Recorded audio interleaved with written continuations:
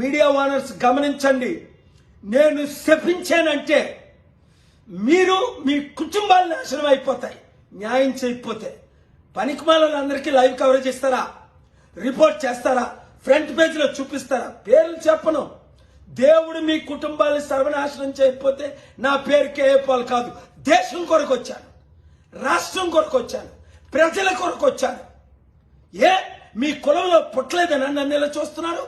ఆ package target ఇస్తా day and night ఇస్తాడా? ఒక్క పని చేయని మోదీకి డే అండ్ నైట్ ఇస్తారా?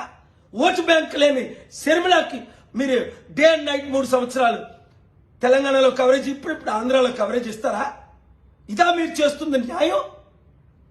మీడియా రిపోర్టర్స్ ప్రజలకు చెప్తాను, ఏ ఛానల్ వాచ్ చేయొద్దని. అంతేకాకుండా వానర్లు ఎవరు ఎలా సంపాదించారు డబ్బులు పిల్లేసి మీ ఎంట పడతా. ఇప్పుడు మెగా కృష్ణారెడ్డికి ఎలాగైతే పిల్లేసి నేను ఎంట పడుతున్నాను, ఎవరిని క్షమించను, దేవుడు క్షమించడు, నేను క్షమించను, ప్రజలు క్షమించరు.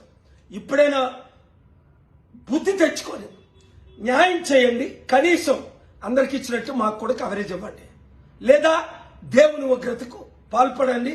చరిత్రహీనులు కండి.